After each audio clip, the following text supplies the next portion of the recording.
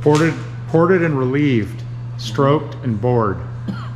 This is actually going to be a continuing saga at this point. A continuing saga.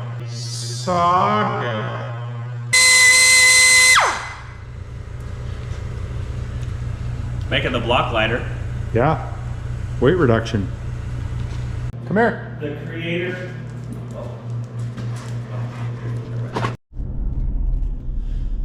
Well, welcome back to DeLoney V8 Motorsports. We are on the road. We are making the jaunt down to Burns Brothers Performance, not just for a video this time.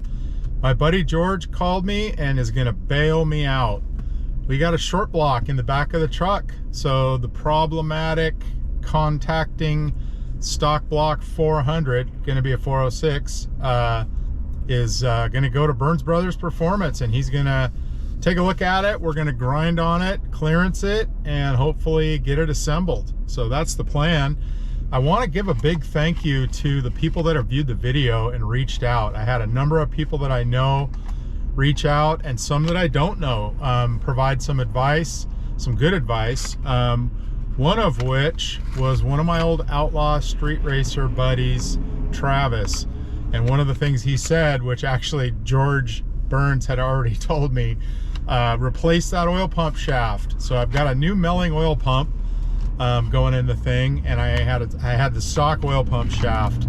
Again, budget, so probably cutting corners, but I stopped by our very own O'Reilly's Auto Parts here in Oregon City. All right, got one thing, the oil pump drive shaft, a Melling.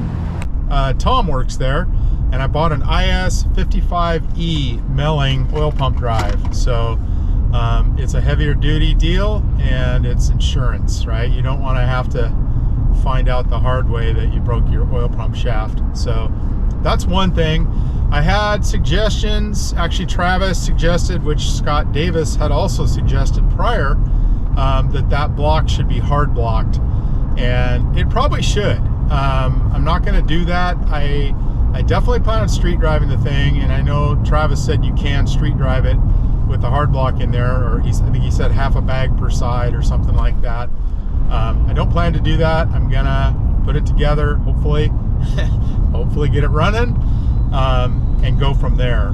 Also had some advice from my buddy Dan Powell. He said you should check the ring end gap on the piston rings. Also good advice. We might still do that.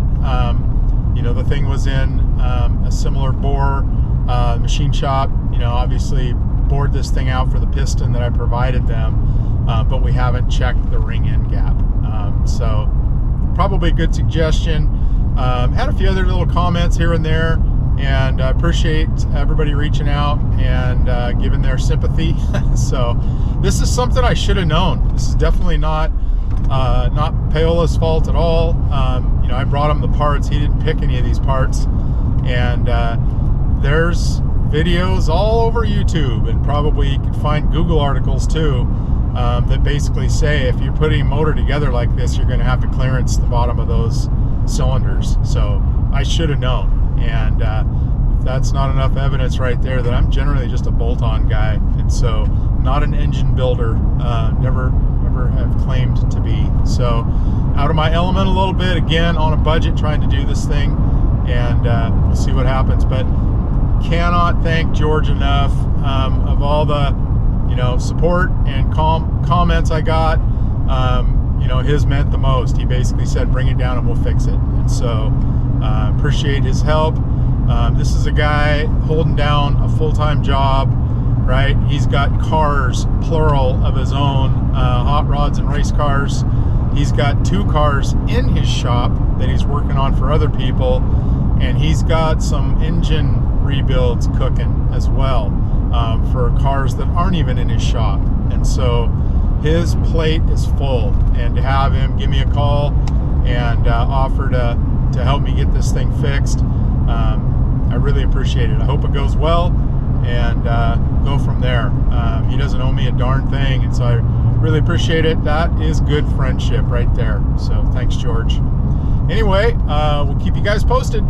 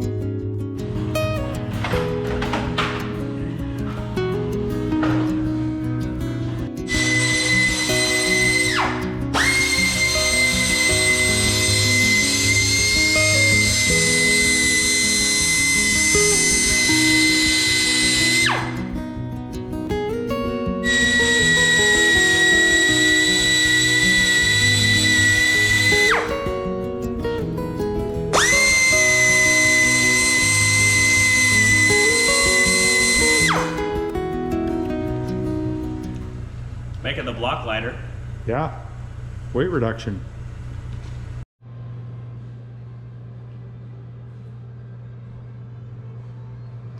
Still porting. Ported and relieved, stroked and bored. Stay away from me.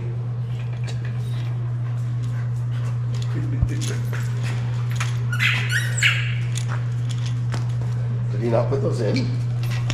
They were like freeze plugs, tiny little freeze plugs. Oh.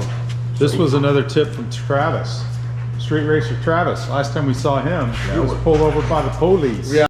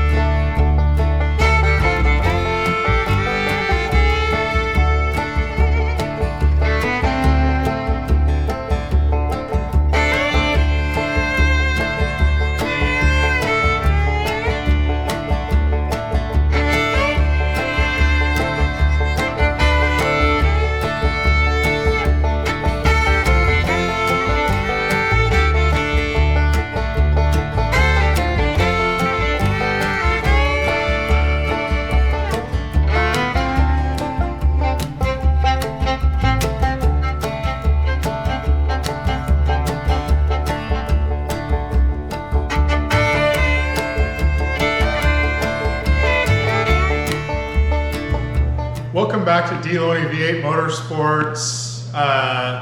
This is actually going to be a continuing saga at this point.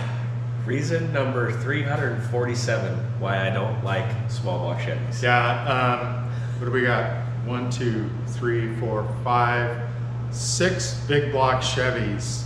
They're outside the camera view, but this is kind of a big block shop. We call it BBP, Burns Brothers Performance, but you know, big block performance, whatever. It's always big blocks here and almost never small blocks. And now we know why. So you've seen a ton of time lapse. You probably, if you're watching, maybe you know the whole story, but this thing was touching, the rods were touching, right? Yeah. Stock block, eagle rods, not a good mate. Roy warned you. Yeah, he did. Told you not to build a 6-inch rod 400. Yeah. For very obvious reasons. Yep. Dave brought this to me because the even cylinder connecting rods were touching the block when you try to rotate it. So we mocked them all up. I marked the bottom of the bores, marked the pan rail for the bolts, disassembled it, masked it off, ground on it, what I thought was enough. Got it all cleaned up. Put the crank back in it, put the cam back in it. Number one, of course it cleared because it was on the odd bank. Put the cam in it, degreed it, and I put number 2 in it, and I couldn't see it because number 1 was in there. So I figured, I'll put 4 in. Well, I checked it, and through recommendations, 60 thousandths is a minimum clearance, and I can't get 50 in there. So, long story longer, it's coming back apart again after I remark the cylinders and do some more grinding. But I've actually never done this before, and I don't know how much meat is on the bottom of these cylinders, so I was afraid to go too far. So I went as far as I thought I should go.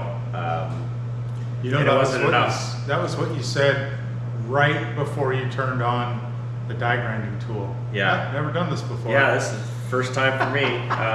So I figured, why not learn how to do it on Dave's stuff? Yeah, why not? It's stock block.